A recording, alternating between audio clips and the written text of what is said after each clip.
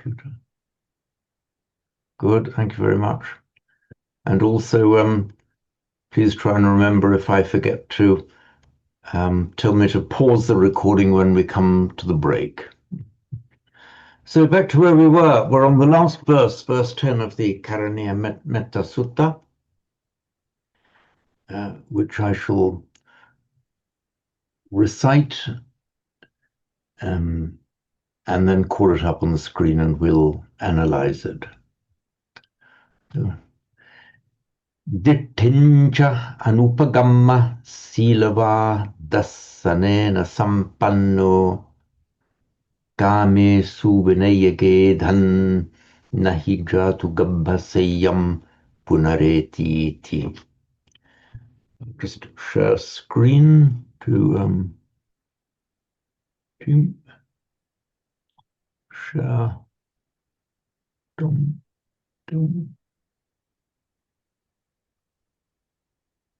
But is it fully shared now? Properly shared? Okay. A technical matter, until quite recently, whenever I shared screen, and you were all there in the gallery on my central screen, you all kind of got condensed up into a corner, and I had to fiddle about to readjust the gallery. Is anyone technical enough to know whether there's been some kind of upgrade or update, or whether I might have, by some fairy might have guided my hand to accidentally press a button to reset? But things have become so simpler now. Anyway, there we are. So let me enlarge.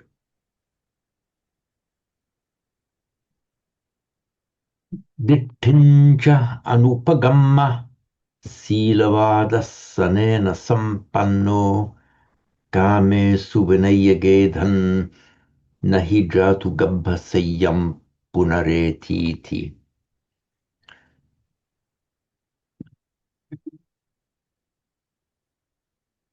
So anupagamma, dittincha anupagamma, not holding on to views. It's upagam.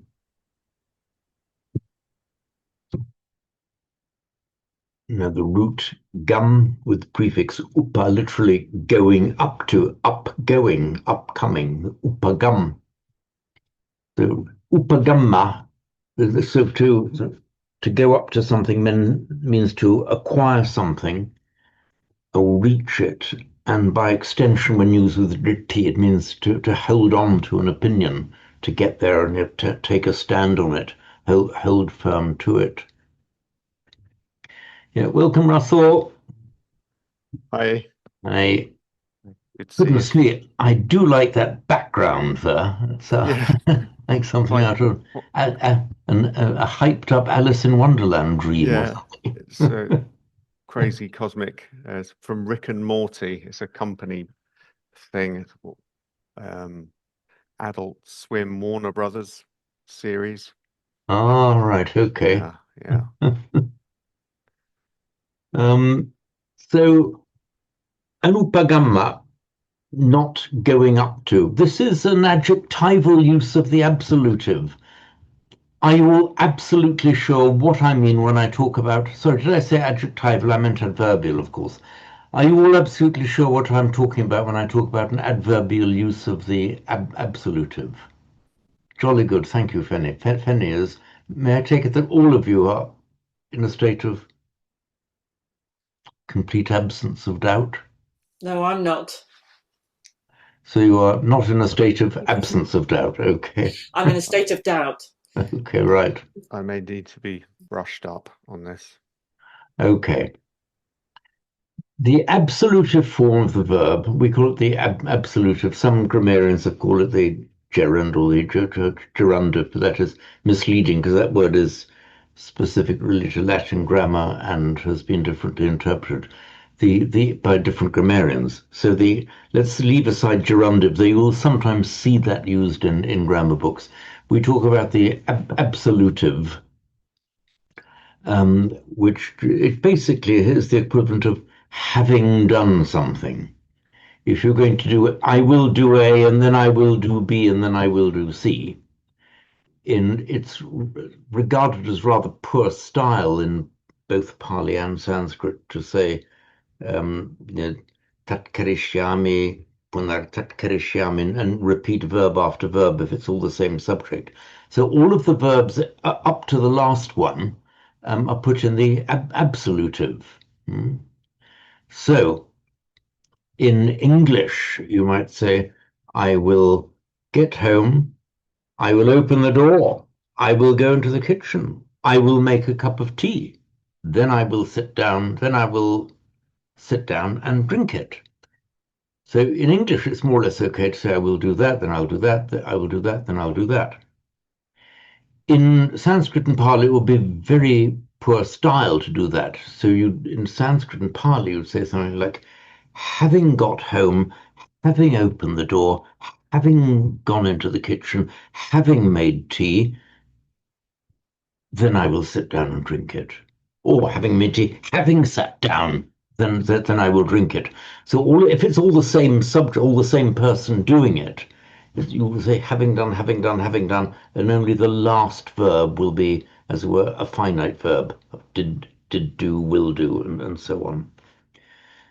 So you very often see in the suttas a certain devata might appear to the Buddha, and Bhagavantam upasankamitva, having gone up to the Buddha, etadavocha, said this. You could say Bhagavantam upasankami, etadavocha, he went up to the Buddha and said so and so. But that would be poor style. So it's far better style to say, having gone up to the Buddha, he did so and so. Upasankamitva. In the termination is typically twa. I'll explain that in a moment. But this, the most common use of this, what we call this absolutive form, is where you have a series of actions, having done, twa, twa, twa, then your finite verb.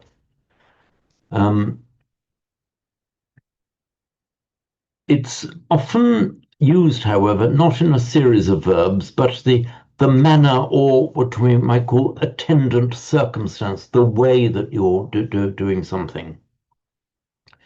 So dikincha and upagamma literally might be translated as not having clung on to views, not having held on to views, but here used in a more adverbial sense, just not holding on to views in a manner of not holding that describes your manner of acting, the attendant circumstance, what's happening at the same time, and not hanging on to views. So it's either a sequence of verbs or what you call attendant, a concurrent circumstance that's happening at the same time. Here, what's happening at the same time is a negative thing. So anupagamma, not upgoing, not holding on to. Let me just share the iPad.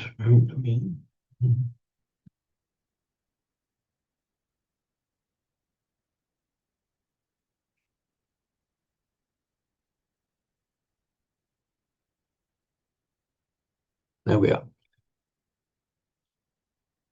Is the iPad shared okay? Thanks. Yes. So the normal ending is you add twa onto the root. So for example, the root gum plus twa, the M changes to an N immediately before the T. That's normal. So gum twa.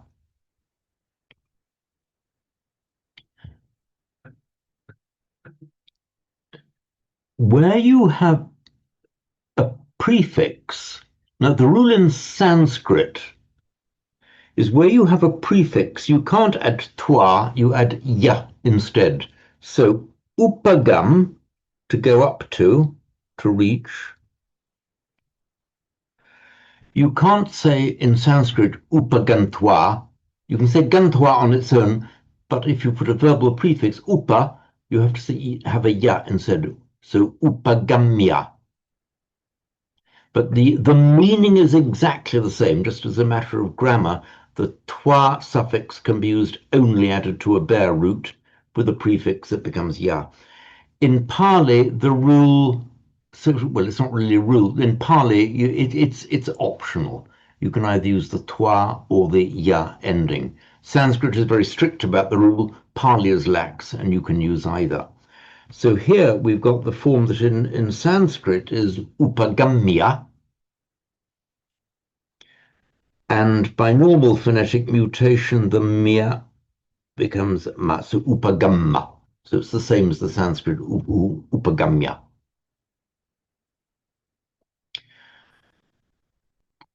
So ditti, so we know from our root drish, to see.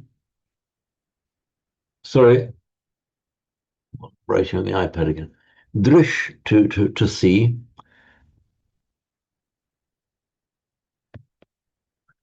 And this is a very common way of making the verbal noun drish plus ti. As a matter of internal sandhi in Sanskrit, wherever you get a sh followed by a ta, they both automatically become retroflex. So drishti. Literally, it just means seeing. And then by extension, it means a view. Not all, a view, of course, itself just means seeing. So drishti in Sanskrit and the Pali by regular phonetic mutation is ditti. It's the same view, the same ditti, the same word that we have in the Noble Eightfold Path. It's the samadditti, typically translated as right view. It very frequently has the meaning, "Oh, you've disappeared behind a rainbow there, Russell." It frequently is used in the sense of in a pejorative kind of sense, clinging onto views, maintaining your views. The "I am right, this is the right view." So ditti is often used with this pejorative sense, and that's exactly how it's used in this text.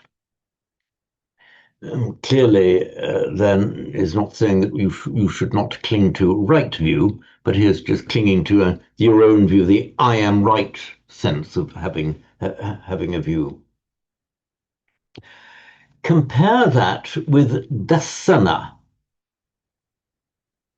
later in the same line, both from the same root, drish. So drishti, Pali ditti, and in Sanskrit, darshana. It's another word meaning seeing. Darshana, so in Pali that becomes by regular phonetic mutation dasana. And in this context, it's seeing in the sense of vision as in wisdom. So literally, dasanena sampanno, endowed with vision. Silava, that ending va.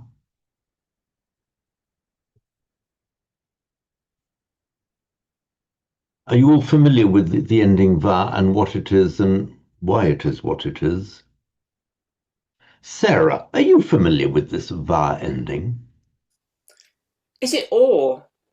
No. Ah, no. Okay. If it were on its own as a separate word, it would mean that. It's an adjectival suffix. The stem form of it is vant, and we have bhagava, bhagavantam. It's the vant ending.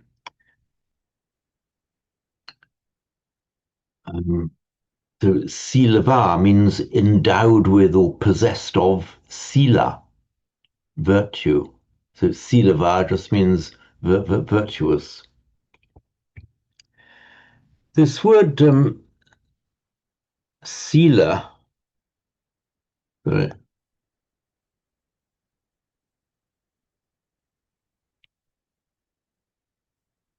we have the panchasilani, the five virtues, the one beginning panati pata and so on. They're the five silas. You have the eight silas.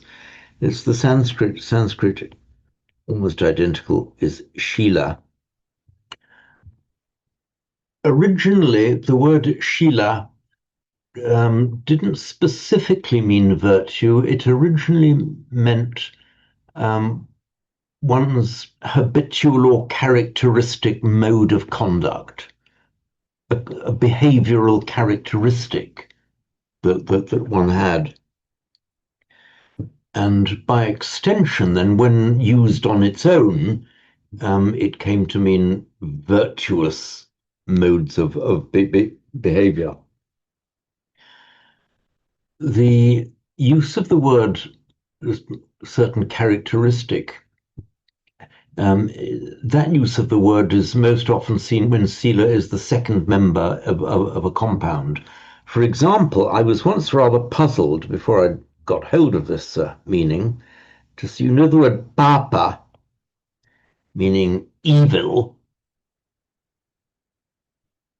or another adjectival form is also papaka, but papa, both a noun, a neuter noun, and an adjective meaning evil, often translated as sin, but more generally wrong or evil.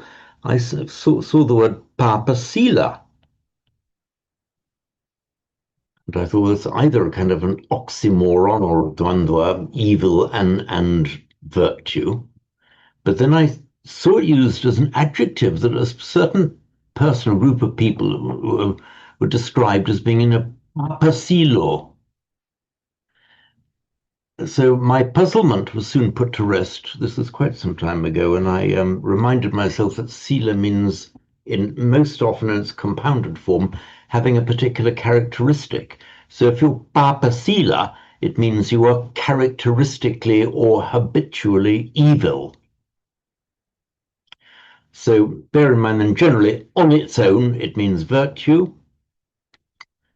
As the second member of a compound, it means having something as one's characteristic mode of behavior. In this context, of course, it means virtuous. The suffix stem form vant, as we said, bhaga, can these purposes roughly be translated as blessing. But so we talk about the Bhagava, the Blessed One, accusative,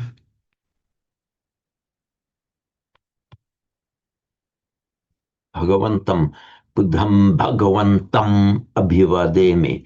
So the nominative, this is the masculine nominative form, becomes va, accusative, Bhagavantam. In Sanskrit, by the way, it has an N at the end in the nominative form. So Bhagavan. James, are you writing? I am. Thank you for reminding me. How much did you miss? Was it just did you get the Papasila bit? Okay, so you missed the one. So Bhagavantam, nominative accusative, and Bhagavan. Many of you may have come across the expression Bhagavan, which in modern Hindi would be pronounced Bhagwan, meaning blessed one. It's a title of respect, often given to a revered guru. Sometimes the word in modern Hindi is actually just mean to use God. Actually, I was once sitting on a balcony long in my 20s in Kanpur in India, sitting on a balcony in a block of flats with a friend, and a couple of monkeys jumped onto the balcony, and in my naivety, I thought they were escaped pets, you see. Not having realized they were just wild monkeys that roamed around. And I said, Qu'est-ce qu'il y a, Bandar? Whose monkeys are these? And he looked at me in a puzzled way and said, Bhagavan ke hain, they are gods. So that is the Bhagwan, in modern Hindi, Bhagavantam. What is the genitive form of this?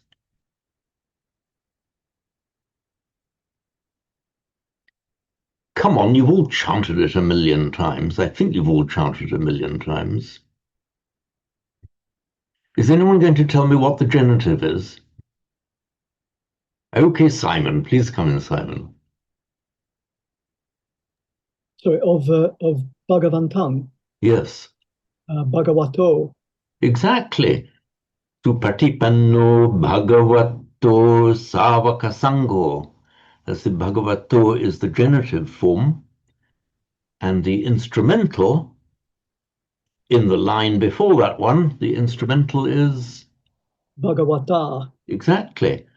Swakato Bhagavata Dhammo, well proclaimed by the Blessed One, is the Dhamma.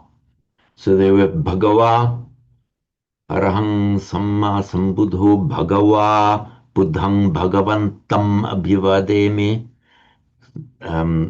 Swakato Bhagavata Dhammo, and Supatipanno Bhagavato Savaka Sangho.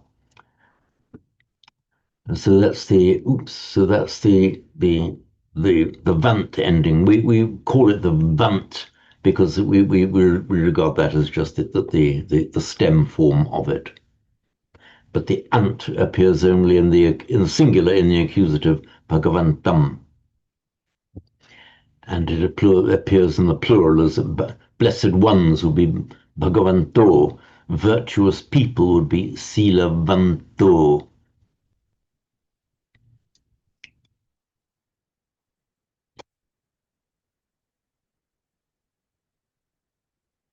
And Sampanno,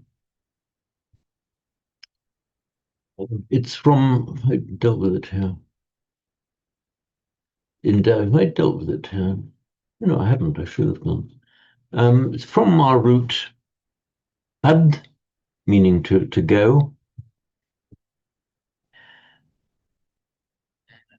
which makes this verb pad, to go, cognate with our modern English foot. It's most often found with a verbal prefix.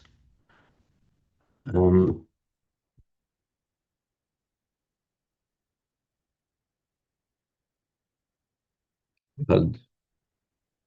It's from that we have the root, the noun pada, meaning a foot.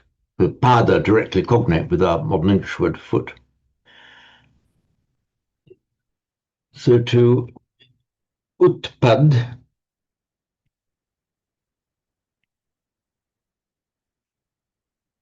the prefix ut, meaning out or up, cognate with our English out, we get Sanskrit utpada, and in Pali upada, as in paticca samuppada, and all phenomena, upada vayadhammino, upada vayadhammino, having the nature to arise and to fade away. So that's the upada. Sampad has the idea of going and getting, therefore obtaining, achieving something, going to it, getting it. If you are typically translators endowed, it just means that they've got it, it's theirs, they've obtained it, is sampanno. So you want to be then dassanena sampanno. So this is the instrumental form, dassana, vision. If you are endowed with something, then use the instrumental, that's dassanena sampanno, endowed with vision, possessed of vision. Simon. Could that also be read as he's endowed, obviously, with other good qualities, but by means of the sila?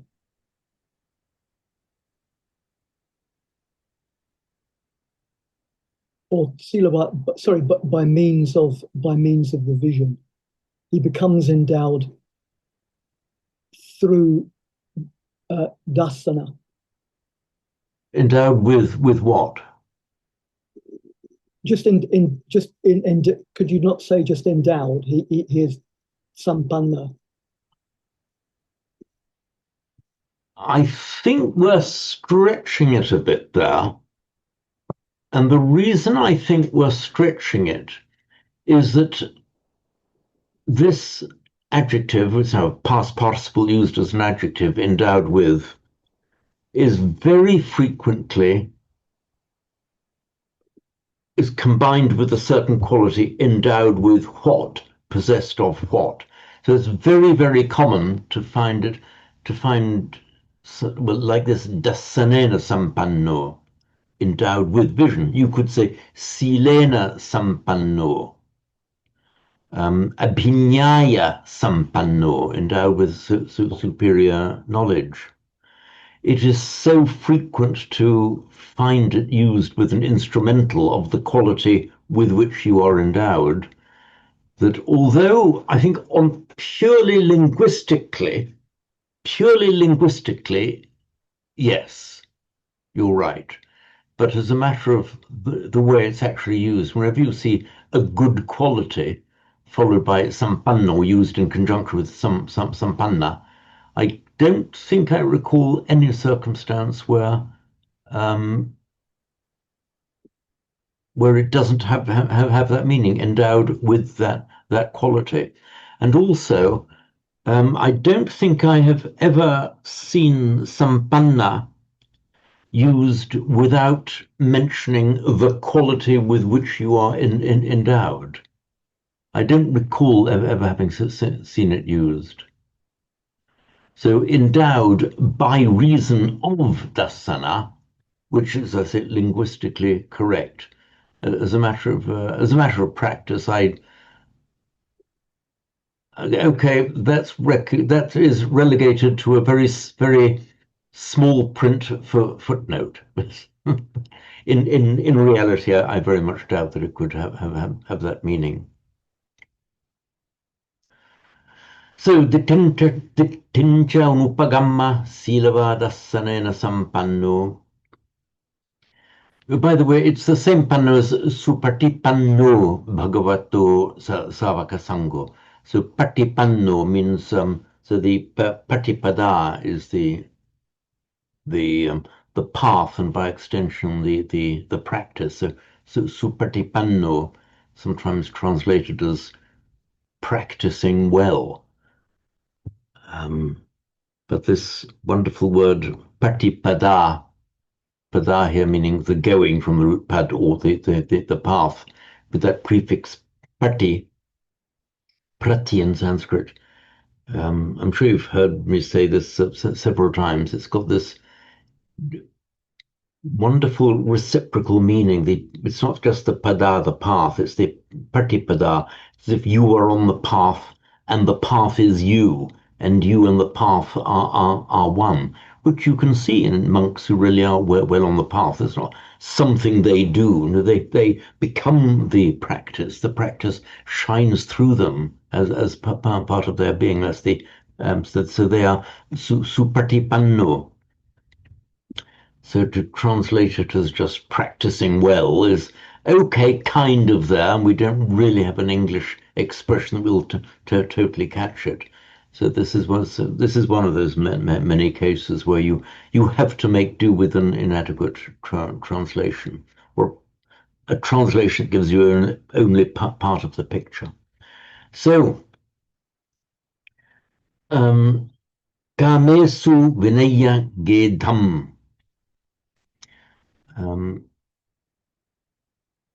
Kama,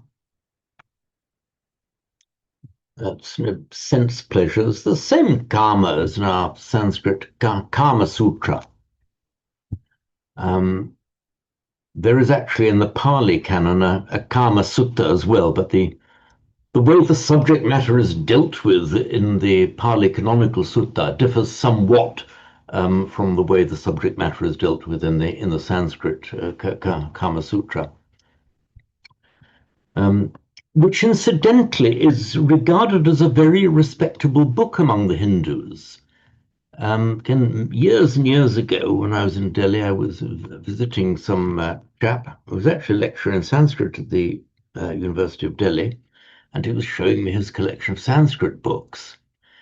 And then he pulled out a lovely Sanskrit edition, non-illustrated, but anyway, a Sanskrit edition of the Kama Sutra.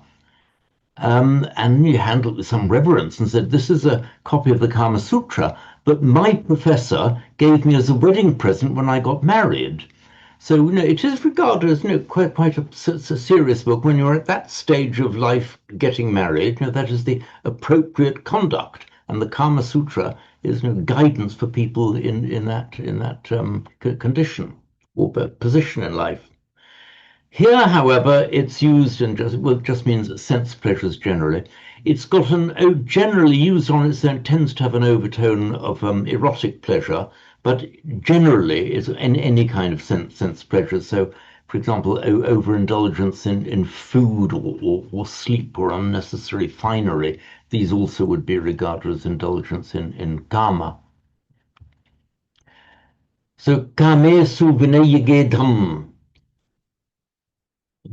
This word gedha, if we actually gedha is a verbal noun. If we go back to verse 2, where are we? Verse 2.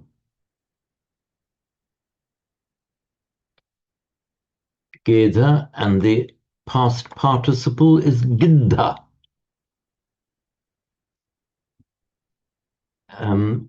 In Sanskrit,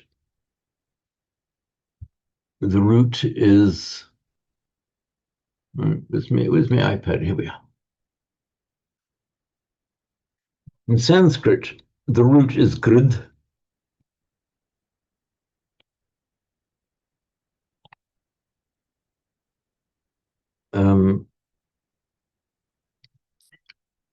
And lo and behold, by a wonderful quirk of historical etymology, it appears in English as greed.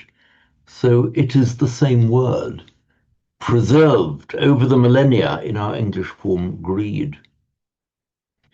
So if you are it's past participle and adjectival form. If you are greedy, you are gidhu, and the verbal noun, or greediness, or just greed, in Pali is gedha. It is gardha or is it gridha in Sanskrit, and then gedha in Pali. So kame suvinaya gedham. Let me get back to where we were.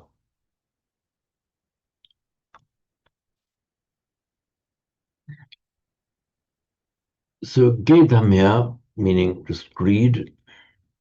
Wrong here. Yeah.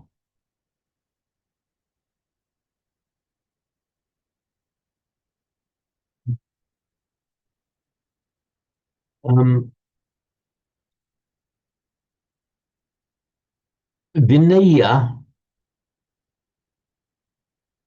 is another absolutive. It means having put aside, having led away. So having put aside vinaya, gedham, greed, for sense pleasures. Note in English, we would talk about greed for sense pleasures. The thing that you feel greed for is put in the locative in Pali. It's with kamesu, locative plural. And we see exactly the same phenomenon occurring in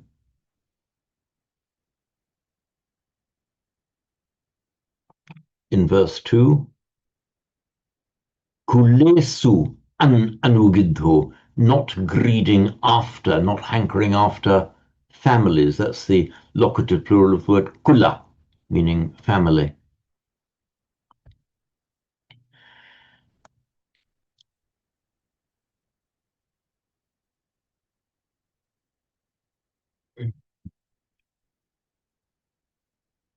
So this vinaya, it is the same, from the same word as vinaya, as in the monastic code of discipline.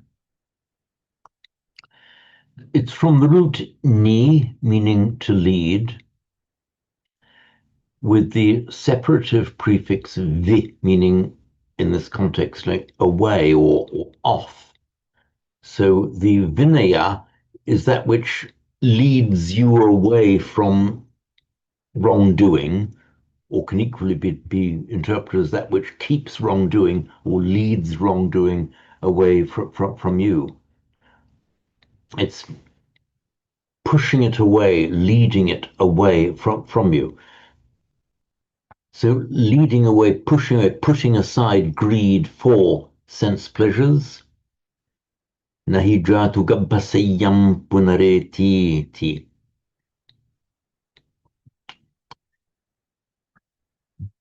Gabha is a womb, and a gabha saya is a resting place. It means a resting place in a womb. In other words, coming back for a human rebirth is what this means.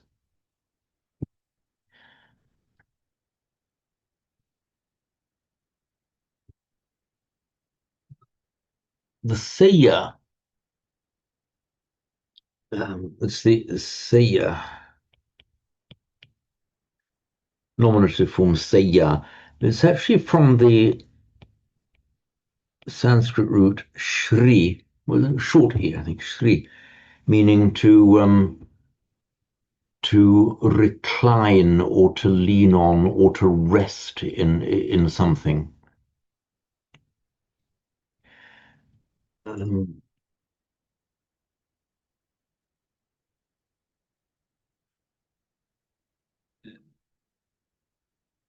As we know, this and it's what is it in Sanskrit? What's the Shreyas? Remember.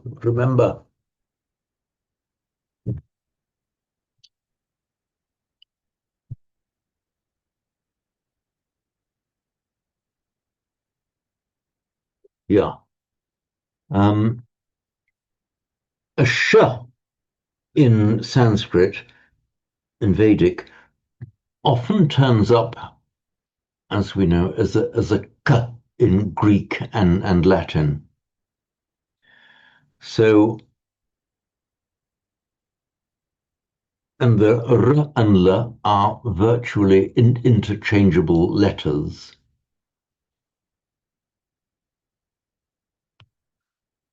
So in Greek, well, written with a K in Greek, but let's write with a C. So klinos in Greek from that same root is something on which you lie down, therefore a bed.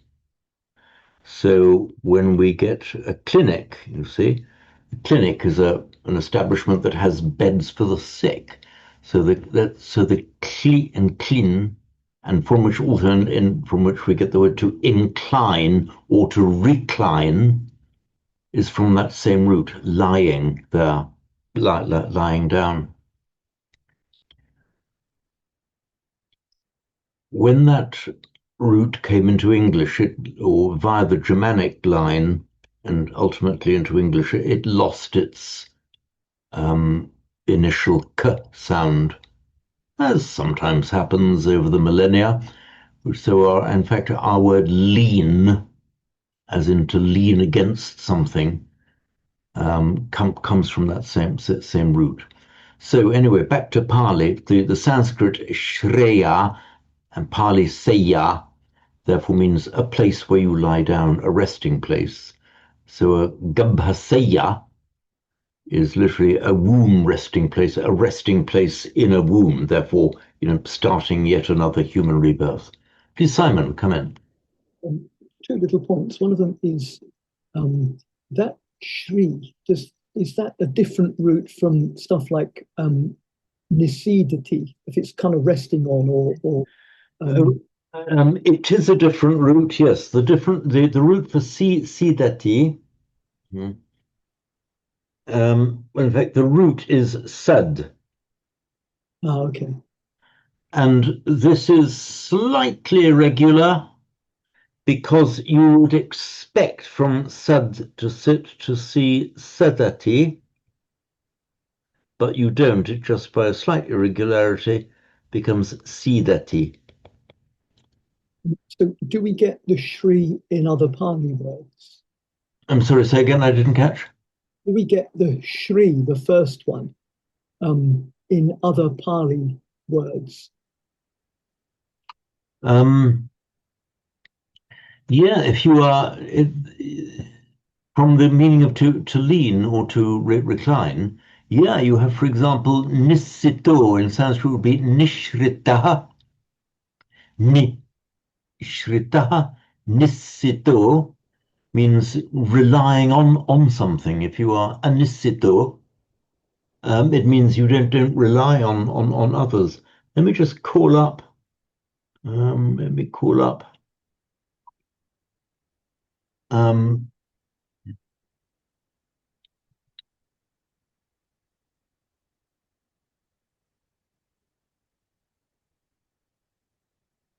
Yeah, here we are.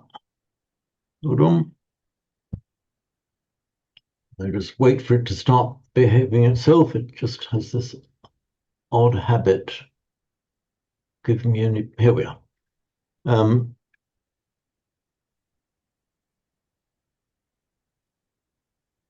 So nisita, that's nishrita, corresponds in the rules to ashrita, the same meaning.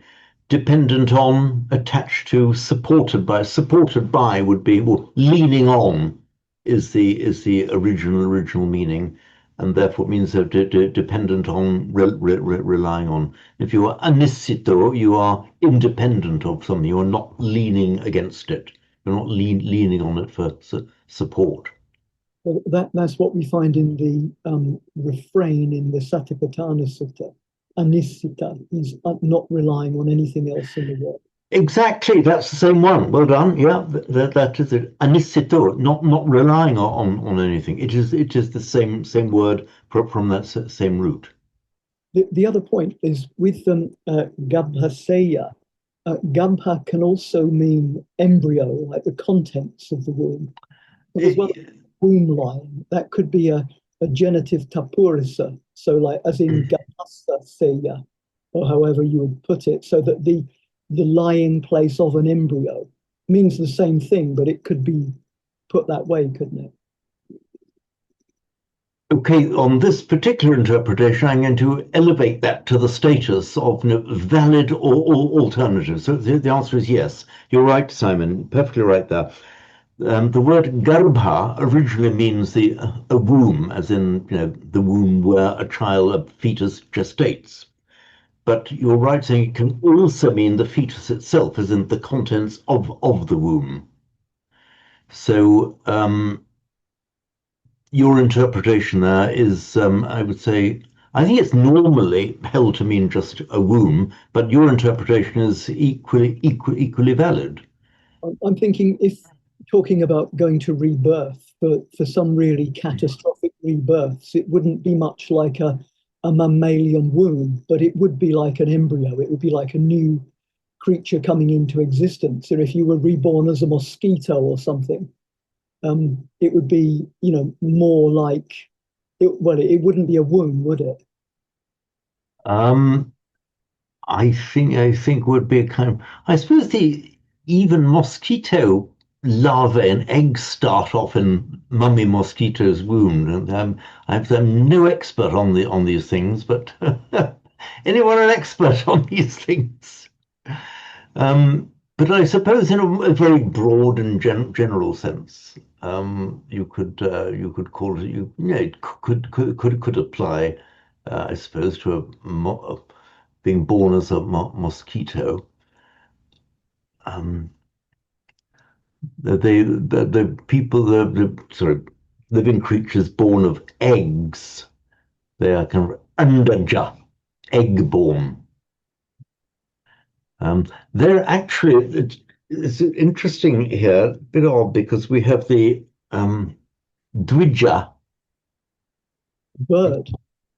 Yeah, so you see a Dwija, Dwija, twice, but Dwi is the same as our English word two and twice. So a Dwija literally means twice born. So a bird is born twice, because first of all, when the chicken lays, or whatever bird it is, lays the egg. That's the first birth. And the second birth is when it hatches and breaks out of the shell. That's why a bird is often referred to as a dwija, a twice born. Not to be confused with exactly the same word with the same meaning, referring to an initiated Brahmin. Um, because the initiated Brahmin is also called a twice born, firstly with his natural human birth, and then rather the same, I forget which gospel it is, but you must be born again, like the born again Christians. From that, I forget. Um, Simon, your wife knows all about these. What's that line in the Gospels about being born again? Born again of the Holy Spirit. I think that's true. Okay. Not sure. Oh yeah, and there were some people who weren't completely on the ball. They didn't say, "What you mean we've got to go back into our mother's womb? How can we do that?" I said, "No, chaps, that's not what I meant. I meant to get a spiritual being, but born again." But anyway, that's how we get Dwija, meaning both birds born from the egg and the spiritually but born again, as with that Christian imagery. Um, so Punar nahi jatu. This word jatu, but by the way, it's nothing to do with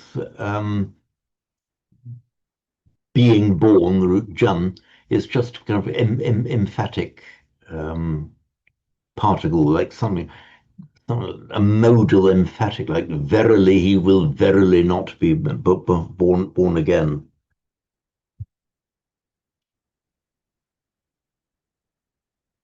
There is some speculation, as it gets a little bit esoteric here, that Jatu has been speculated by some actually to come from that same root Jan, meaning being Jatu, Jayatu. It may be born that could happen, but this is remote, and I would say speculation on that point is not conducive, probably, to the mastery of Pali, or Pali in the service of the practice. So.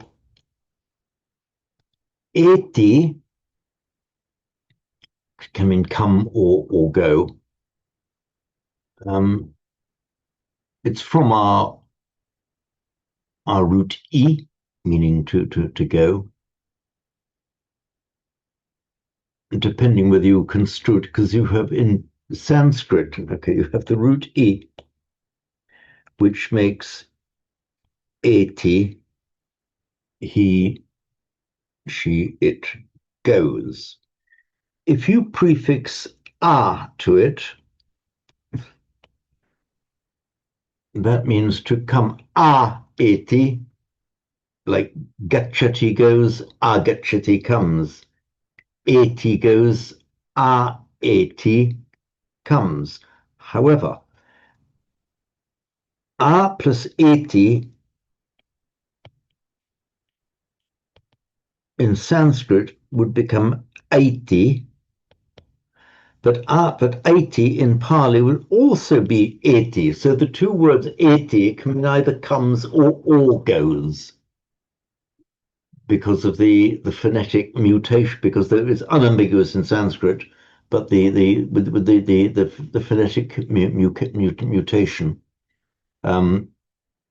Whereas, as I said, sorry, I've been writing here. You missed that. So E, 80, A plus E in Sanskrit, 80, in Pali also 80.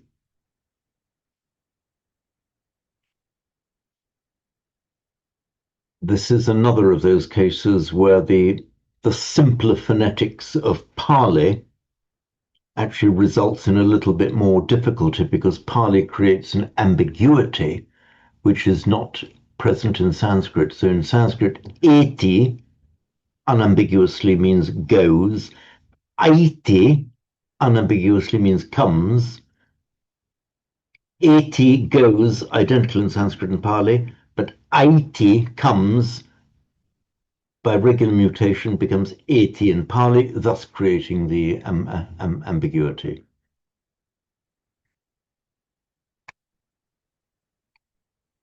Fortunately, it's an ambiguity here that doesn't actually disturb our understanding of it. I mean, you could almost use these opposite words in English in a context like this, with exactly the same. He doesn't go back into a womb. He doesn't come back into a womb. Ultimately, in this context, the meaning is not changed. And the word punar just means again. By the way,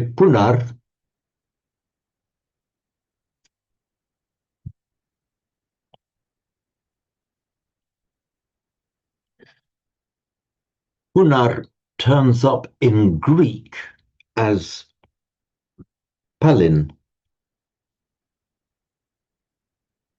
That's a little shifting around of the consonants there. So palin meaning again. And some words with palin in English have come into English, as in palingenesis, rebirth. A palindrome means the same going both ways. So a palindrome is a word that will be reads the same if you read it backwards. So nahi jatu, he will not indeed, gabhasayam, the resting place of a womb, punar again, 80 will come. Is there anything else to say here?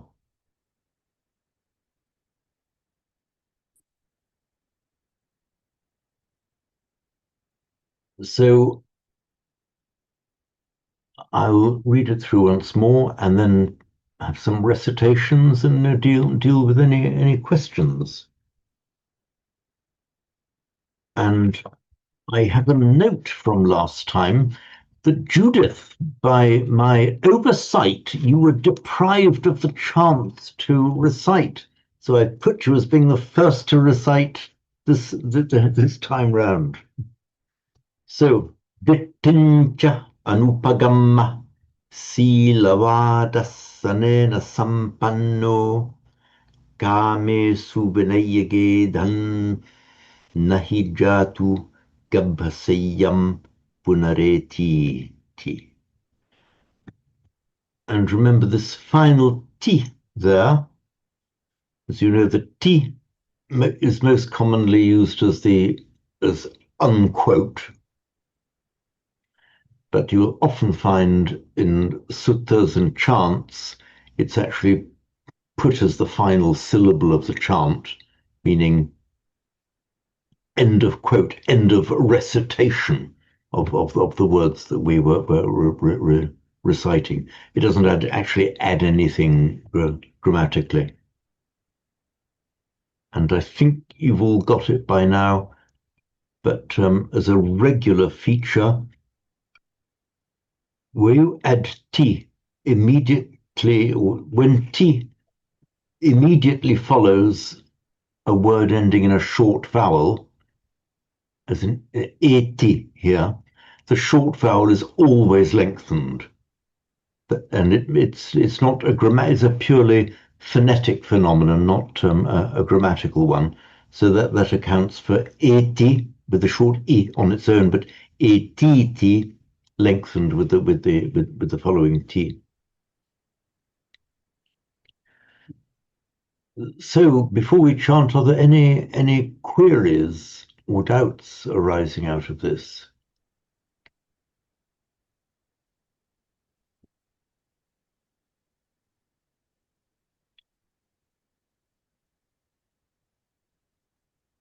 Oh, by the way, I should mention that Vinaya is a slightly irregular form of the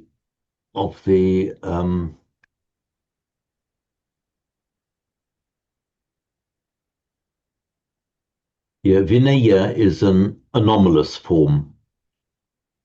Pali could either have Vinitva or Vinaya, and Vinaya would be in Sanskrit. Vinaya is just an anomalous form. For those of you who want to be very, very keen and pursue the anomalous form, I've given you a reference in du Roisel. By the way, we haven't discussed du Roisel's Pali grammar much in these sessions. Do you all have access to du Roisel? It's quite a detailed Pali grammar. It's about, I think it's over 100 years old, but it sets everything out pretty clearly and nicely. It's quite a comprehensive grammar. I'm just making a note here to make sure that you all have access to it. Does it appear in your list of kind of resources? I actually can't remember, but I'm going to find out right now. Oops, where am I losing them?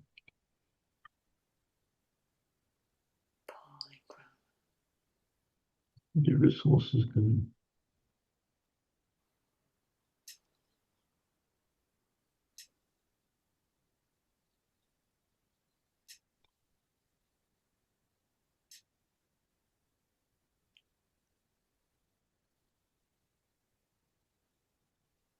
I lost my study resources guide for a moment. Page 38 Ah, of the resources. Oh, I've lost. thank you, Russell. Let's get into page 38.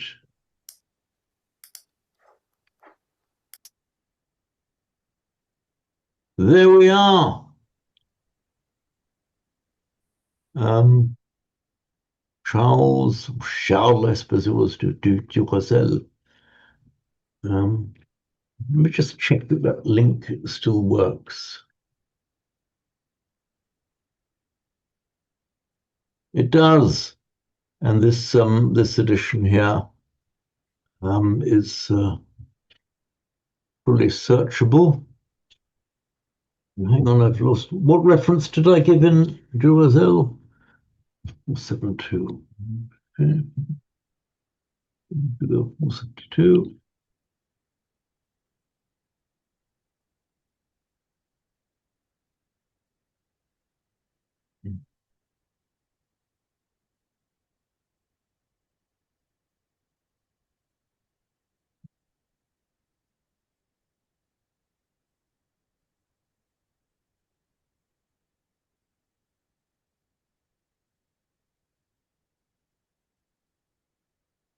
Okay, here we are.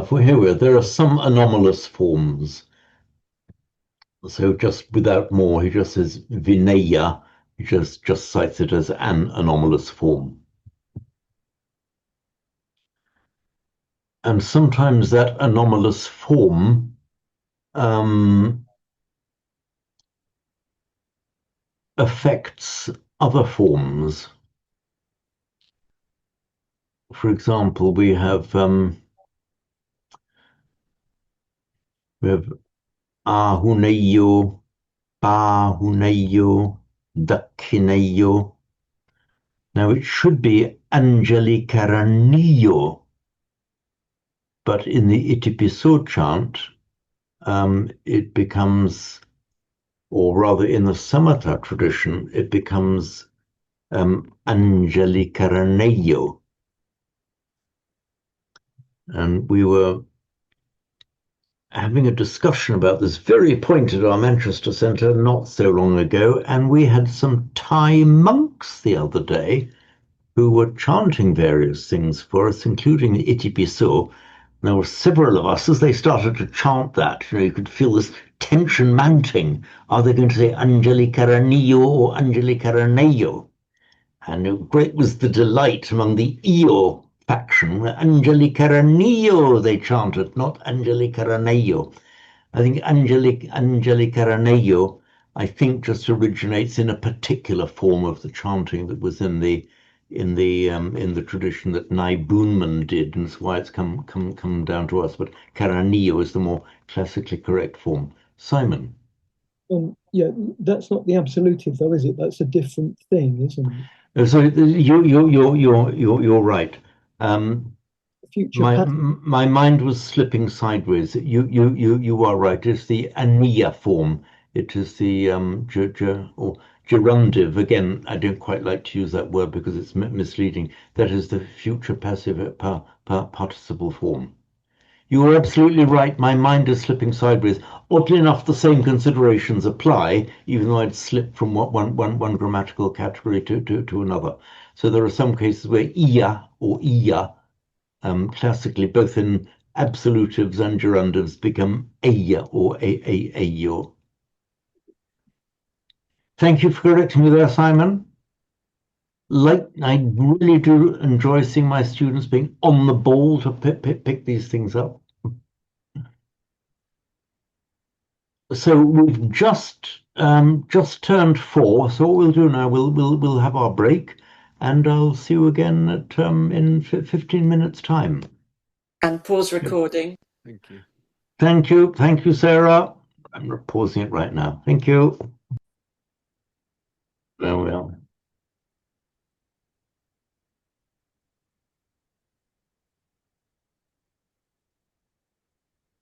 So we could have a recitation of it.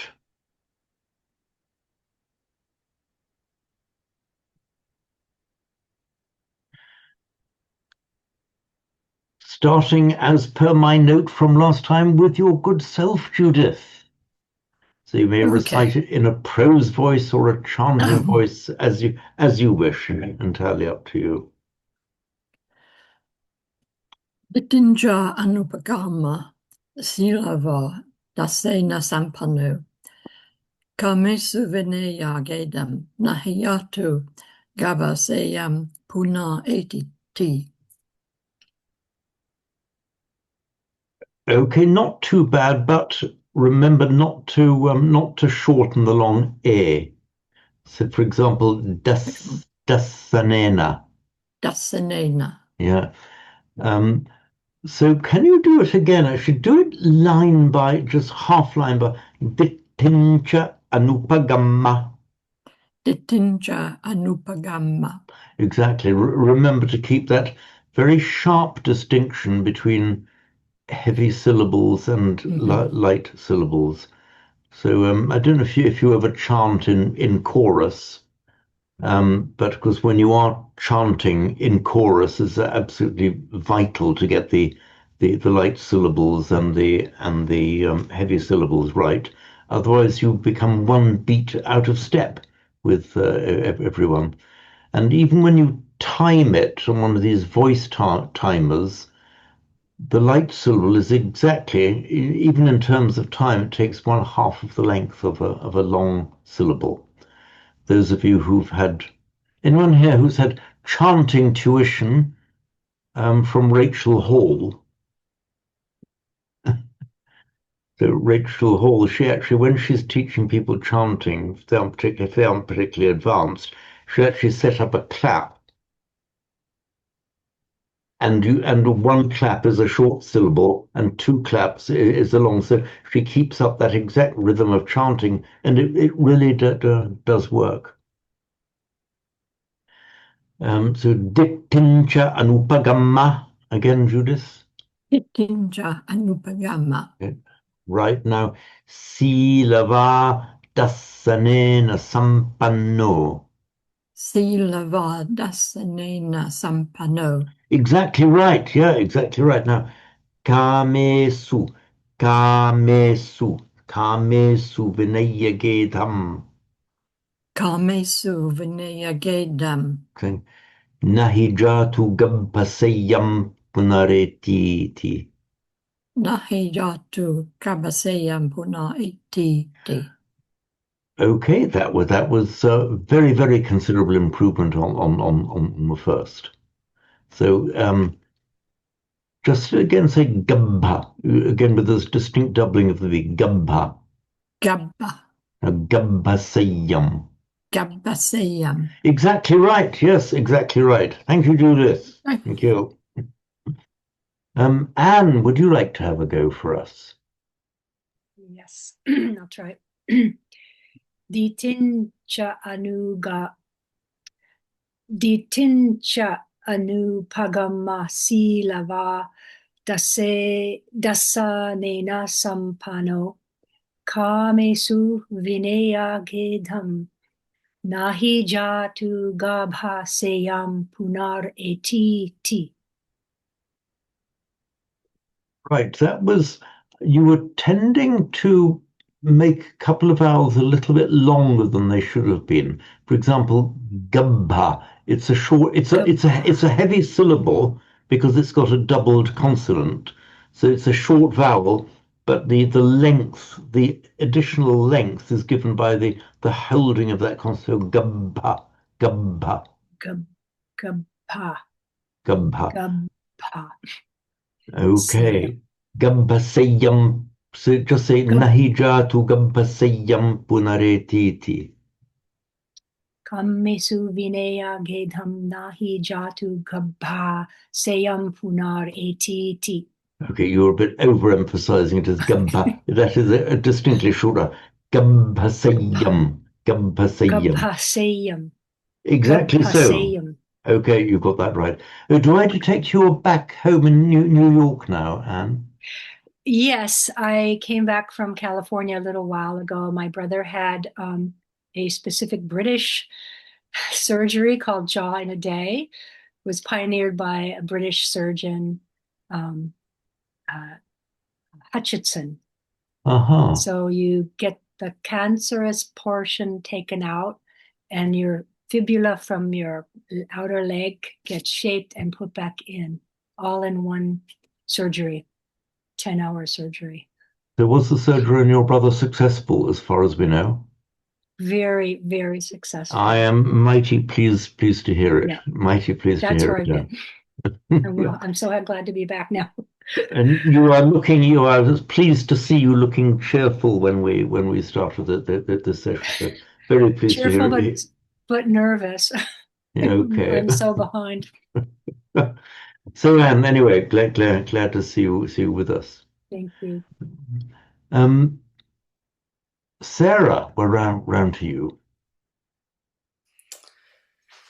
Ditincha Anupagama Silawa Dasanena Sampanno Kamesu Vinaya Gedtang Nahi Jatu Gabba Sayan Punya ATT. Okay, that was very good. You got all the quantities right, as we say, long and short vowels and double consonants. There is one feature, several features. There's one particular feature of Sanskrit and Pali that native English speakers find it a little bit difficult, and that is the stops. That the stops being t, p, t, at the immediately followed by a vowel. We tend to aspirate them in standard English. So a standard English pronunciation would be karma for kamesu, but it took me quite a long time to master it, to be able to pronounce it without the aspiration, say kamesu. Gamesu. That was very good. That was very good. So it's almost like mindfulness of the position of your organs of speech to be able to say the ga without the puff of breath.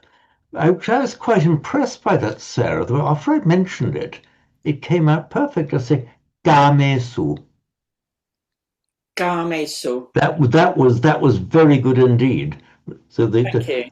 the first time round, if somebody had been transcribing it, say a native speaker of an Indian language, if he'd been translating it, transcribing it, would have thought, hang on, I don't recognize the word karma. But when you said, but Dharma, it came out very good. Thank you, Sarah. Okay, we're round to you, Simon. Dittincha anupagamma silavadasanena sampanno kamesu vineya gedham nahijatu gabbaseyam punare titi. Okay, right, that came out very nicely indeed. Could you just say the word dittincha again? Dittincha. Okay, right. This is the point of the dots under the T, the retroflex. We don't. In Sanskrit, it would be far more important to get them right, and of course, in the languages of modern India, vitally important to get them right because the th and d are completely different sounds to the ear of the modern speaker. Indeed, the ancient speakers in India and the modern speakers. We can be slightly more relaxed about it in Pali, particularly because the Thais and the Burmese don't seem to be able to distinguish between th and d, because in the phonetics of their native languages, Burmese and Thai, they don't have that distinction. They will distinguish in writing. They have different letters for them, but not in speech. So you will hear a Thai saying ditti rather than ditti. But for the finicky, pedantic people like me, we try to get the kind of the da right, ditti, dittincha. Okay, thank you, Simon. Penny, we're round to you.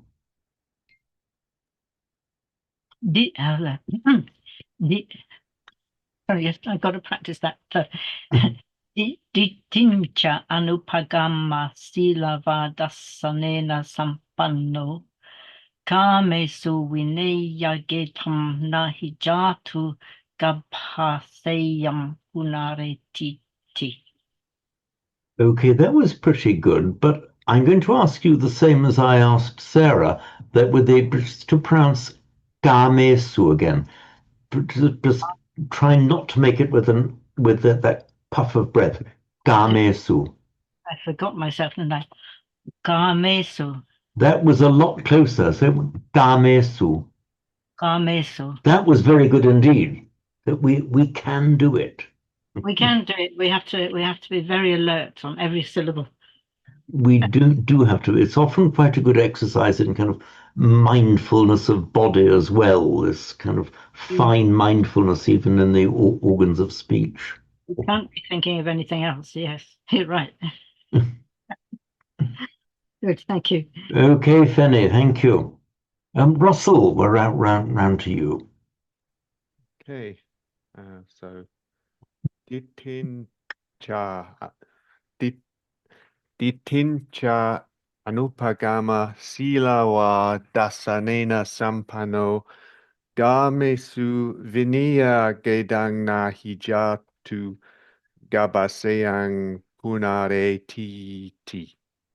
Okay, right. There's just a bit more attention to the doubled consonant. Gabhaseyam. Say gabhaseyam. Gabase. And with the M with the dot underneath it, I think I was kind of taught it would sound like a ng, like an NG. Okay. Should it be an M? Okay. If it's on its own, and Yeah. for certain other consonants, it comes out as a ng. So if it were, say, if that were at the end of a sentence or written on its own, it would be gapasayang with a ng sound. Yeah. And that's how, for example, the Thais and the Sinhalese would pronounce it. However, when it's followed by a labial, like a b or a p, as here, it takes on the quality of the labial and is pronounced at the same place. Okay. That's why we say sayam punare titi. And you Gotcha. know, it's natural for it to be pronounced like that. So, for example, if we have in English, our through is lint, limp, and link. It's natural for us to pronounce that nasal sound, the n and the m and the m, on exactly the same place that the following consonant comes out. So the tongue goes to where the nasal is to be pronounced, in Yeah. anticipation of where the following consonant is. So we Yeah. automatically say it correctly, lint, limp, link, with the different m, n, and m sounds. Yeah. Exactly the same phenomenon Okay. we see in Pali. It's written, however it's pronounced, it's written with a subdotted m. So we would say it's mostly ng. However, if it's got a following labial, it'll take the quality of the labial. If it's got a following dental, as in n here, so here we'd say gedhanna, not gedhanna, but gedhanna. Just takes Okay. on the quality of the following That's consonant. good.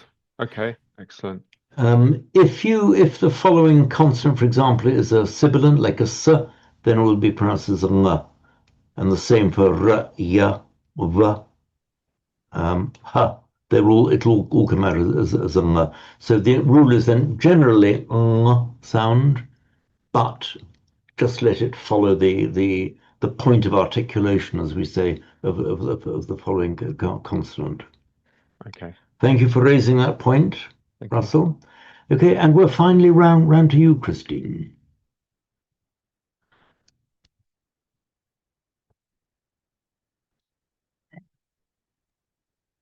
And it. Okay, here we are. Terrific. Can I hear myself? I don't know. Well, we can all hear you clearly, so hopefully you can as well. Off we go. Off we go. Itincha anupagam silawa sanena sampano kamesu vinayagedam nahijatu kabhaseyam naretiti. Very nice. And that gamesu, you've clearly taken heed of the attempts we've been made. That came out perfectly. Just say it again. Gamesu. Kamesu. Wonderful. That came out perfectly. Can you just say this anupagamma as well? Anupagamma. Anupagamma. Okay, right. Always remember that the short a, even though it is a short a, you never actually swallow it. It comes out distinctly, however short it is. When you hear Hindi speakers, they will often drop out a short a between two, for instance, they would tend to say, if a Hindi speaker naturally would want to say anupgamma. But we must avoid that tendency in Pali and Sanskrit. Right. So before we move on, were there any comments or questions? And if you can't think of any now, of course, raise them next time. Just on the accent over the N on ditin. Yeah. How does that? Why is that accent there? Okay. That's the tilde that makes the ny, as in nyana, for example. Okay. What happens is normally this word dipti. Do it on my screen, Phil. If this were on its own, the accusative I can't form. see the. Oh, yeah, you can. Sorry. Yeah. Normally, this word on its own, accusative, would be ditting. Now, what would normally happen, what you would normally expect to see would be ditincha, written like that, but pronounced ditincha, because that was the point we were making earlier. It's pronounced at the same point of articulation. So we got this palatal ch, so the ñ is pronounced ditincha. Normally that would be the spelling of it. Where, however, we have, for the particle ch, meaning and, you very often find that instead of the anuswara, they actually write the ñ.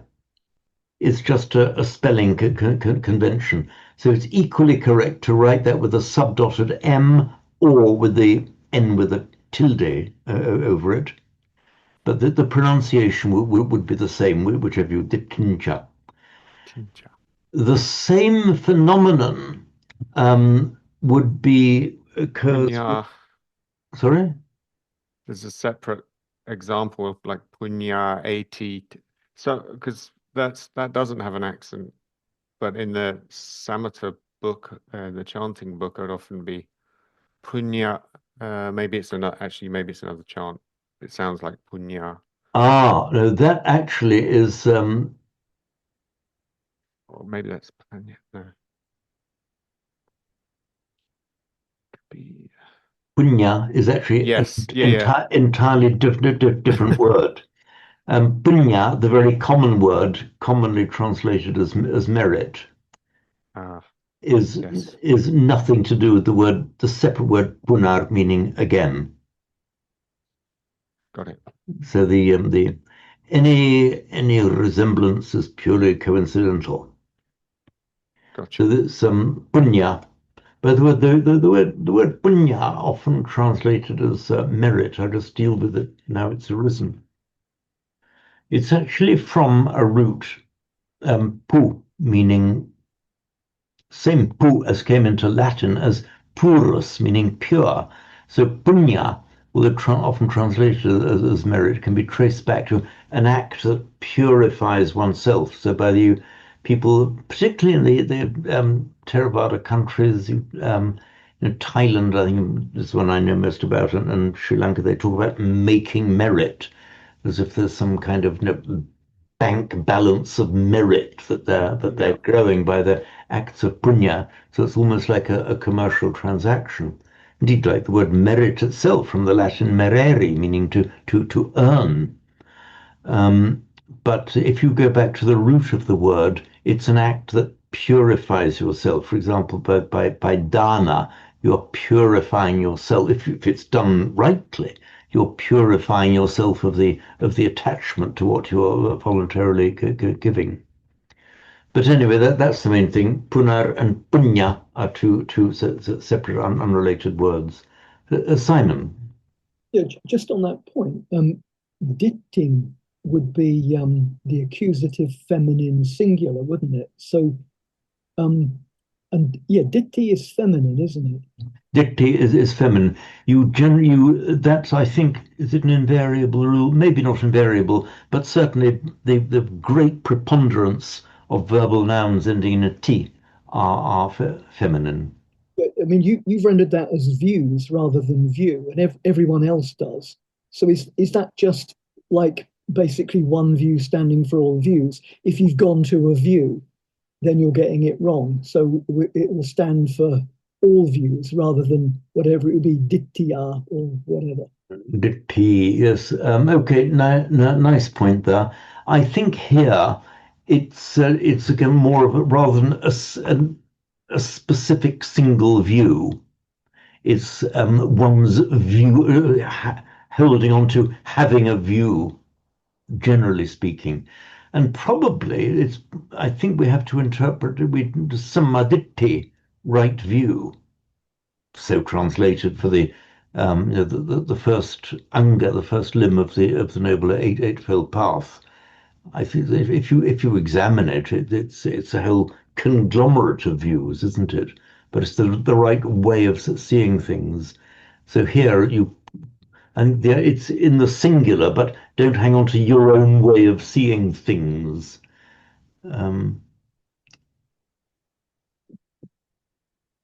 I think we can do the same kind of thing in English sometimes. You could talk to a view in the Hill's a strong views,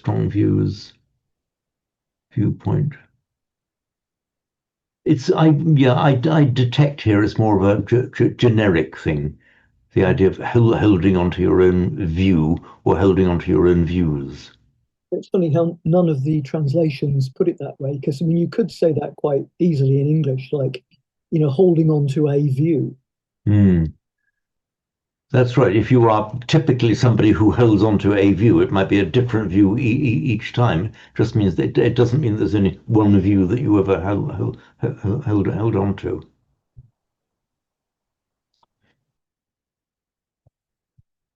Has this fully resolved the point, Simon, to your satisfaction? Yeah, it was just an odd one that no one translates it that way. But yeah, it makes sense. Yeah. Yeah. I hadn't actually noticed that point. Maybe it just kind of intuitively grasped a singular is used, but it means the idea of hanging on to a view or views generally. The Amaravati, as I now must say, Chanting book has by not holding to fixed views in the plural. Okay, right, yeah. I would certainly agree with that. So, as a matter of detail, you've got the singular in Pali, which is better conveyed idiomatically by a plural in English. But I don't think that this creates any doubt or ambiguity as to the meaning of it. Oh, by the way, while we're on it, talking of doubt, we have one of the five hindrances is often translated as doubt, and that's the vicikiccha. There is, in fact, are you still with us, Simon? You've disappeared. Oh, Simon seems to have, he may have had a technical glitch at his end. The dogs were getting rather excited about something and rushing back and forth. So Simon's dog, you mean? there were two of them rushing back. So Right. Okay. Maybe attending to his dog. Okay. Well, this was a discussion that Simon was involved in earlier, so we'll come back to it when Simon is back with us. Simon, you're back. There was speculation about, was it the dogs who created an excitement? Well, it was my daughter coming home, and the dogs were jumping up to see her. So Okay, fine. So this is a bit of an aside, really. We have Vicikiccha.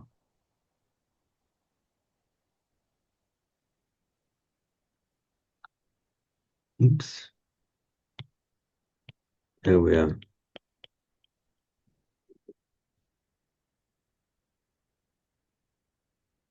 Often translated as doubt. But it's much more an idea of Vicikiccha has more the idea of dithering, muddled thinking this way and that, faffing about, indecisiveness. There's a moral quality about it. Muddled thinking, faffing, just not focus your mind, get on with it. Because we can have a doubt as a perfectly bona fide, legitimate doubt arising from the wise and concentrated mind. You might have a doubt about something. There is a different word for that, which is sankha. But let me just call up the. Oops, lost it. Oops, I'd lost a document then.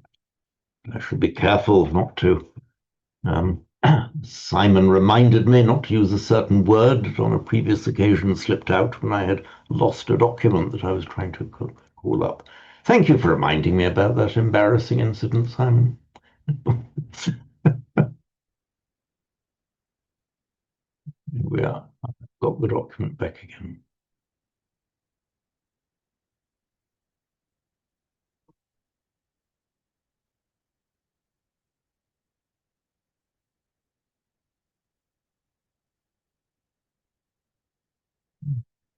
Um,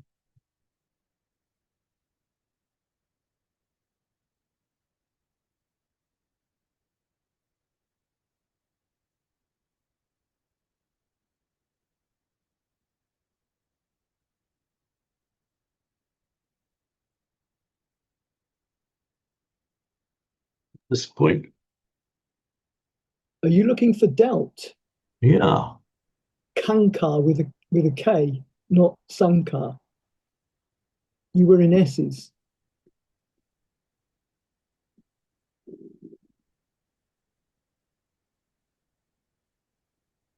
Why can't I just look how it comes from?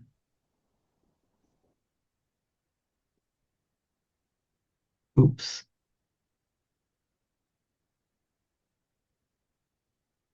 There it is. Sorry, Kank, yes. Why was I thinking of something? It's cognitive cunctor, which we do have in English, but from centuries ago, the word consciousness, meaning doubtfulness, sadly, it has been lost from English. But there is this kankati, sorry, kank, quite right, which is more of a bona fide doubt, and in Sanskrit is used to mean a genuine doubt about something, even with no muddled thinking. You might have very clear thinking, but a legitimate doubt. So here it says synonym with vichikitchati. I'm not quite sure that they're right about that, because you can have a legitimate doubt even if you've thought something through very carefully with no muddled thinking. So I'm slightly doubtful. You see, legitimate use. I'm not faffing about in my thinking here. I'm being genuinely doubtful whether vichikitchati is synonymous with kankar. So there we are. That deals that little aside. Oops. James, Sorry. I have a question. Please, So Anne.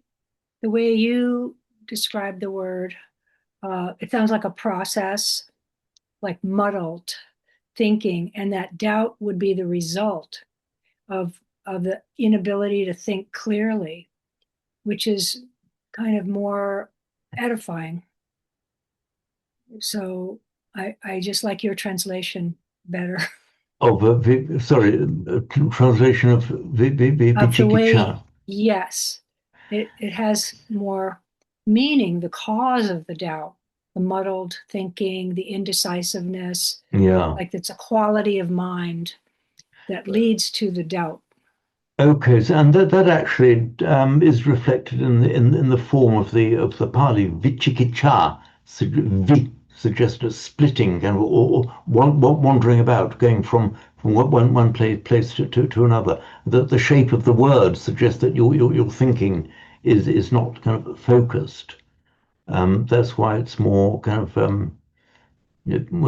dithering and faffing, whereas the kankar is more, okay, a legitimate doubt. You've considered the evidence, but there remains a doubt as to a certain point. Anyway, I'm pleased that you approve of my analysis of it, Anne, or my translation. Thank you. Well, I'll just add something to Anne's point. You pointed out that the chikitchati bit is a desiderative. It's the mind wanting to know, so to speak. Yeah, and so we get in Sanskrit chikitsa and Pali chikitcha, which means the mind wanting to know, and then by extension medical attention. So it becomes specialized into diagnosing and medicine, whereas the prefix vi all over the place, scattered. Specifically, in terms of meditation, the vi means kind of off or apart. So the mind wants to know something off, away from the meditation object. And so to add to Anne's point, I think the explanation that James recently gave when I was on a meditation retreat with him is one of these cases where the Pali actually helps the meditation go better. It's like directly makes sense then and there that everyone's been saying doubt all these years. In fact, it means something much more kind of concrete. It's the mind wanting to wander off and do other stuff rather than concentrate on the breathing or whatever. So it's actually a really strong and useful point. Yes. Yeah, there was quite a bit happening on that retreat, which was Pali in the service of the practice. There's it. I'm glad you found it so as well, Simon. So it's not only the mind wandering off, but almost not just the ordinary wandering off and letting your attention wander, but I think it's where you are applying your mind to something, but just in a scattered kind of way. So not just wandering off from one point to another, but a kind of unfocused scattering of it.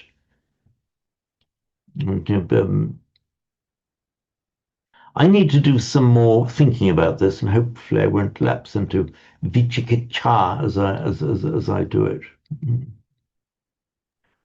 There's another thought just occurred to me, that if the chikitsa was something to do with diagnosis, in the time when the Buddha was speaking, that maybe the vichikiccha is that you've somehow got the diagnosis of your the other hindrances wrong, that you're misunderstanding whether you've got one of the others, if you see what I mean.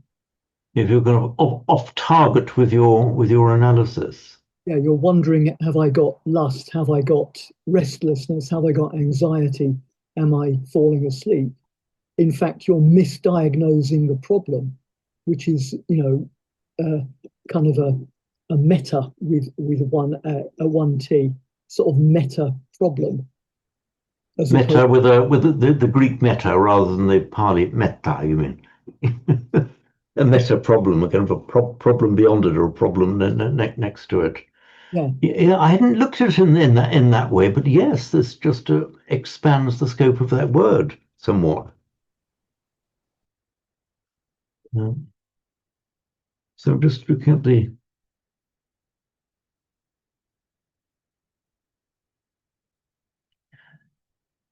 So I'm just calling up now Moni Williams with chikitsa, which is chikitcha in Pali.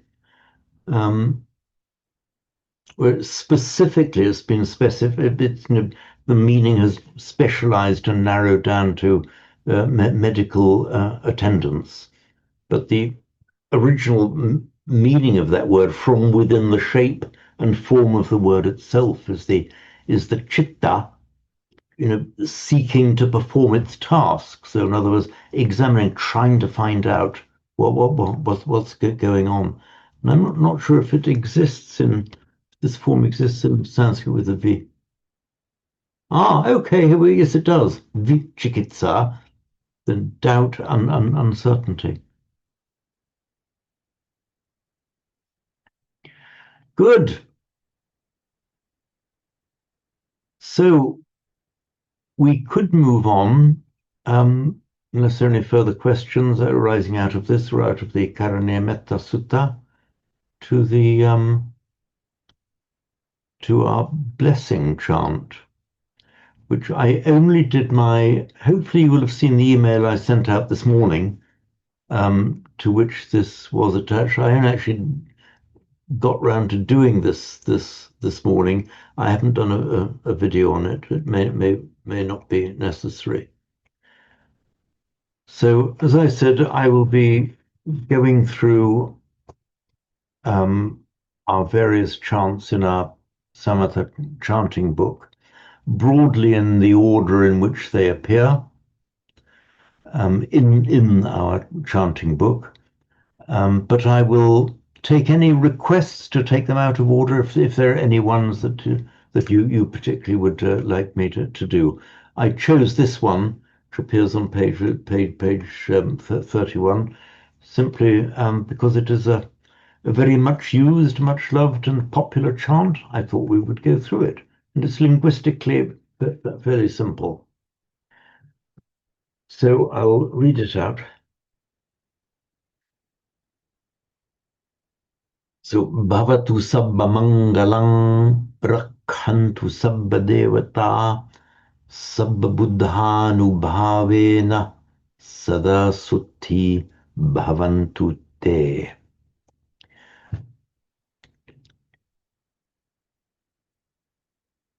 Wherever, I'm right in saying wherever, if not wherever, then almost wherever, you see a verb ending in a tu rather than a ti.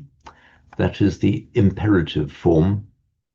So expressing a wish that something should be so.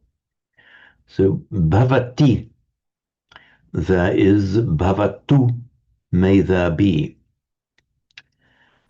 Some of my messages I sign off by saying sabbe satta sukhita hontu. May all beings be made happy. If one were to say sabbe satta sukhita honti, that would be a sadly incorrect statement. That would be making a statement. All beings are happy. But by changing the honti, they are, to hontu, may they be, it turns it into the expression of a wish. So bhavatu, may there be; sabbamangalam, every form of blessing. Mangala, there is slight speculation whether it comes from a root mang, a little used verb. In fact, I've only ever seen in Sanskrit or Pali, I've only ever seen this root used in the word mangala. So mangala in Sanskrit, it has the meaning of an auspicious occasion. So, for example, the birth of a child, a wedding. These regarded, these are mangalani. These are auspicious events in life. You notice here that it's put in the singular, which actually echoes the point that Simon raised earlier about ditti. So here it's using the singular in a generic form. Every form of blessing, every blessing, or every form of blessing. It couldn't linguistically, it would have been correct to say mangalani, but you used in the singular just every blessing in a generic sense. It could also have been written as sabbam mangalang, would have been equally correct, but it's made into a compound, and so it loses its inflection and becomes just a compound word. So sabbamangalang. Rakhantu sabbadevata, may all the deities protect. I've done a note in the explanatory glossary on devata. There's some devata started life. So we have the word deva, commonly translated as a god. It's from a root dew, meaning that which is bright. So the devas, not necessarily gods, but the shining ones. Incidentally, our English word day is from that same root. And the Greek Zeus is from that same root. And the Latin Jupiter, the Lord of the day. So the original meaning is shining. So we have the Deva, a shining being, and by extension, a god, or typically translated as God.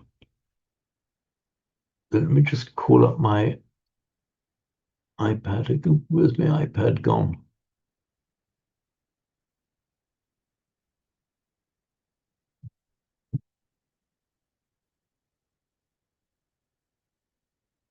So Deva. The, oops, uh-oh, might be having trouble with the pen again. If you add ta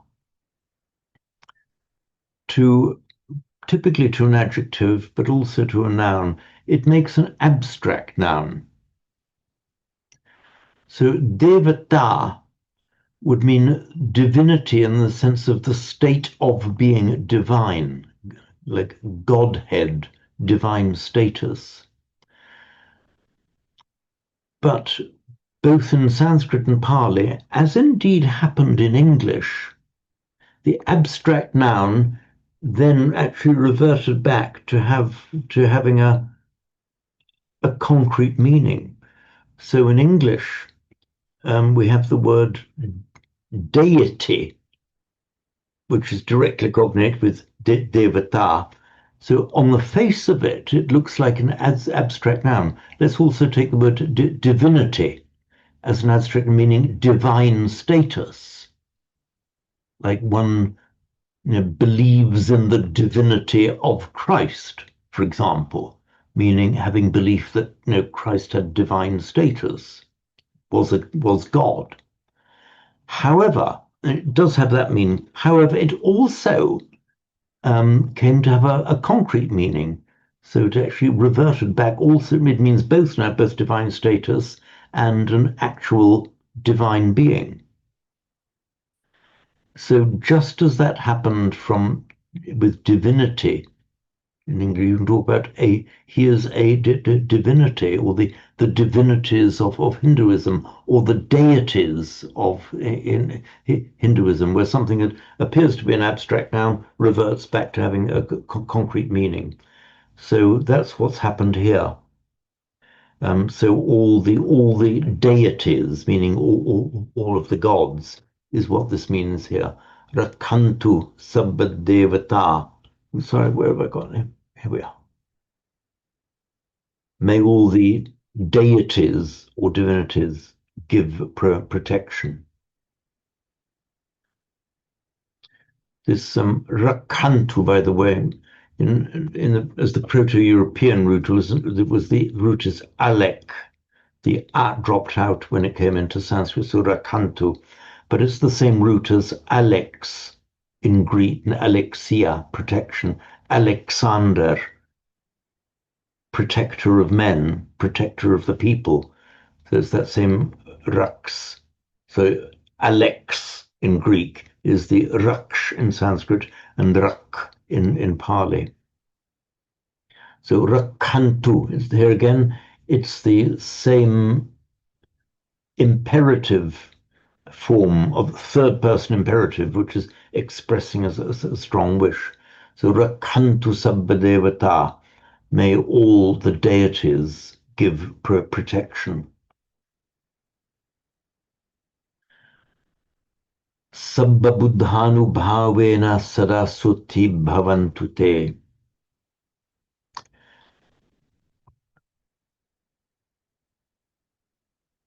Anubhava.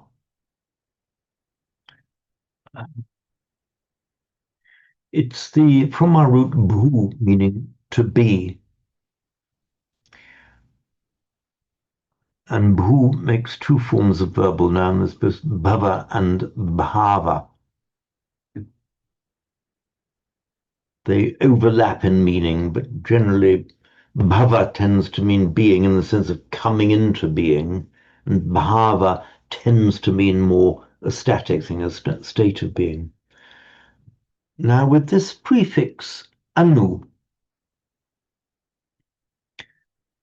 which tends to mean following, along with, in accordance with,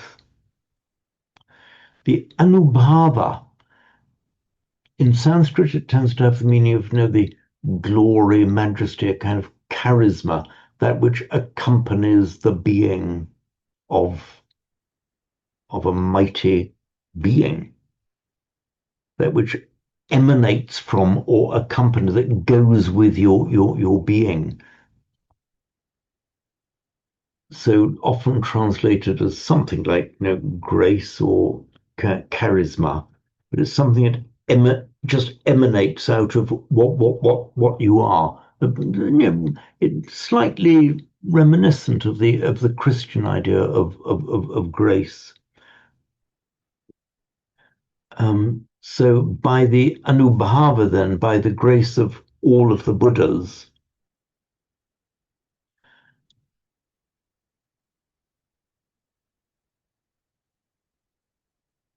this word now is in compound.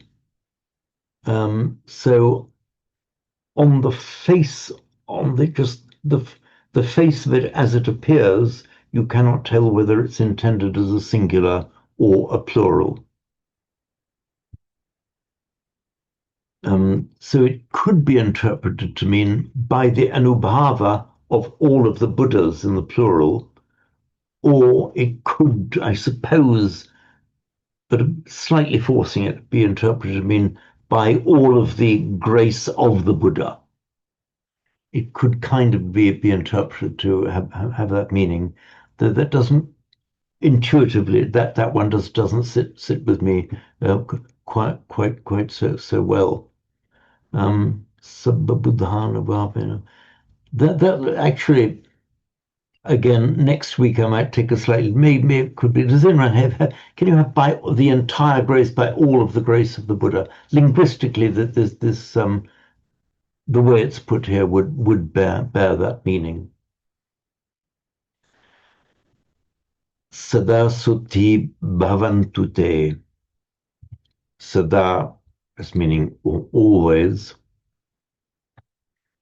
Again, we have now the third person plural imperative, because suti is a plural noun. Suti with a short I is singular. Suti would be swastaya in Sanskrit. Suti in Pali. May all well-beings be unto thee. Te. This word suti in Sanskrit, it is swasti. I just cool up my iPad again.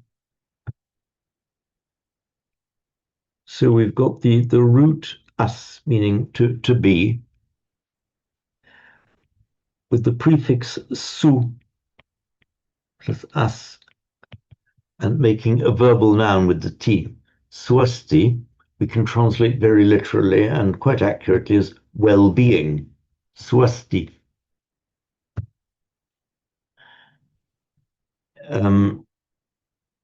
In Thai, you have the greeting sawatika or sawatika. Sawati, it's that same word, swasti, which in the phonetics of Thai becomes sawati. So well-being unto you. And swasti just becomes in Pali, by phonetic mutation, sutti.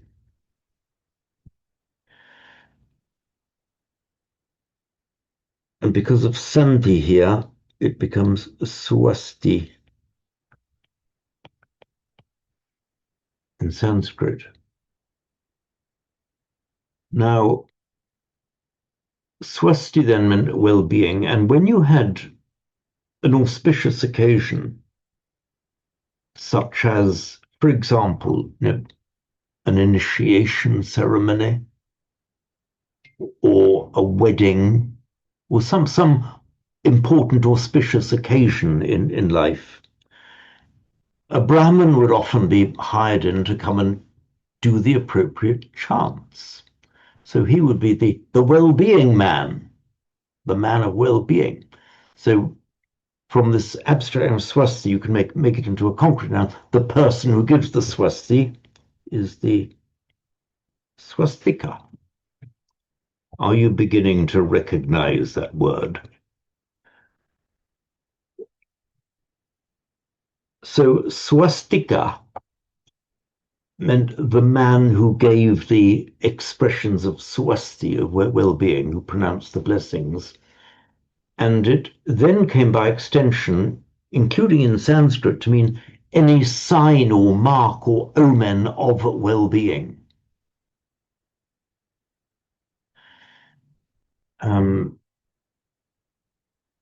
It was, I mean, this must be the most egregious instance of cultural appropriation in the whole of human history. In Germany in the 1930s, when actually that sign, which is a perfectly respectable sign, you often see on Hindu and Buddhist temples, the swastika, the sign of well-being, was appropriated for purposes that most people would regard as on the nefarious side. Again, the most egregious form of cultural appropriation, I think, that takes the prize in human history. But anyway, the swastika, it has a perfectly respectable, legitimate origin. It just means the sign of well-being. So we're back here to, oops, I lost it again. So Sada Suti, may well-beings always be unto thee. I'm not quite sure why we do it, because te is distinctly singular. And in all the forms of this chant I've seen it written as te, which means to thee in the singular. We could equally put vo, which is the shortened form of tumhakam, shortened to vo as an enclitic, meaning to you in the plural. We could also put no, amhakam in the full form, but no in its shortened form, meaning to us collectively. So it's always been a bit of a puzzle why it's kept in the singular. They do put it in a footnote in the chanting book. Is that right? They say may can be substituted for te to invoke blessings on oneself, or no if chanted by a group. You are absolutely right. It does say that in the footnote. And I would have thought, well, thank you for pointing that out, Sarah. I would have thought it kind of ought to be the other way around. It hasn't been put in this footnote, but it could also be vo, meaning you in the plural. But the writing of te just limits it to one person. If I had my way, not that I'm going to, I would kind of see that in the next edition, I'd almost like to see the default mode be either no to us all, or vo to you collectively. Simon. Could it just mean these? Or would it not be in that position in the sentence? It wouldn't, because you mean these as in te, meaning, yeah, okay. Te is the accusative form for meaning of they. So nominative and accusative te. This would have to be the dative/genitive form, which actually would be te sang. Okay. Yeah. So te here can be interpreted only, I think, as for this shortened enclitic form, only as singular thee. But you're right. In a different context, te would be nominative or accusative they plural, masculine plural. Fanny, please.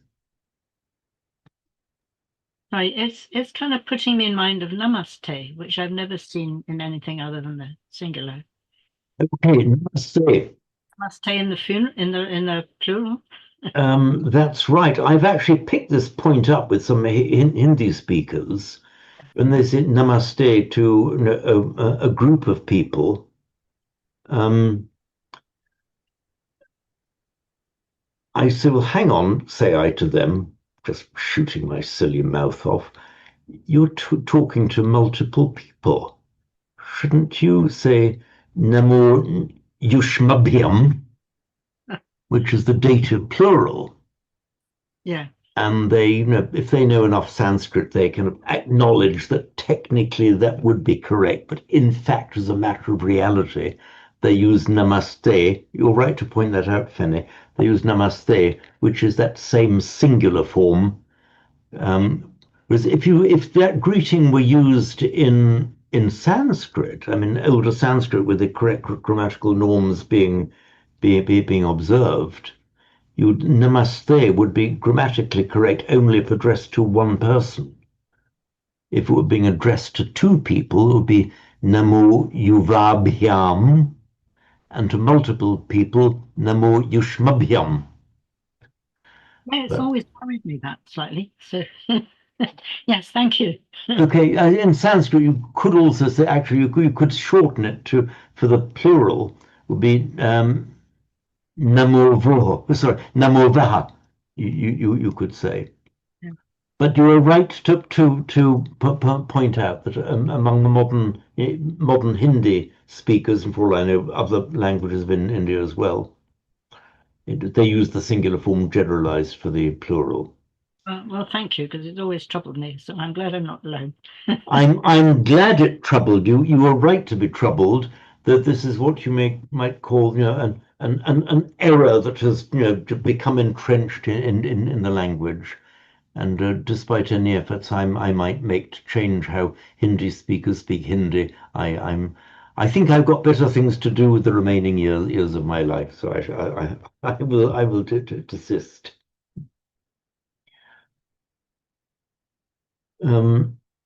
So, in deference to what we've got, I shall revert to where we were. So this now, we're at 5:20. So what we could do is wind up the session with our blessing, our traditional blessing that we have here. So I hope that for some of you it may have an additional meaning that it did not have before. So, shall we chant the blessing together? Bhavatu sabba mangalam rakhantu sabba devata sabba buddhanubhavena sada sutti bhavantu te. Bhavatu sabba mangalam rakhantu sabba devata sabba dhammanubhavena sada sutti bhavantu te. Bhavatu sabba mangalam rakhantu sabba devata sabba sanghanu bhavena sada sutti bhavantu te. Sadhu, sadhu, sadhu. Okay, super. So, thank you all. Thank you for being with Thank me. you. And remember, James. I'll be away this coming Saturday. In fact, I shall be in a location only 3 miles south of Judas this coming Saturday. So to make up for it, I've actually put in the Pali lesson for the following Saturday. But otherwise everything is normal. Anyway, I'll send out the usual updating email with the updated calendar there.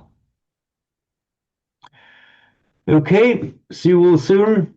Thank you for joining me. Thank you. Thank you. James. Thank you. Bye. Goodbye. Bye-bye, everybody. Bye. Bye. Bye.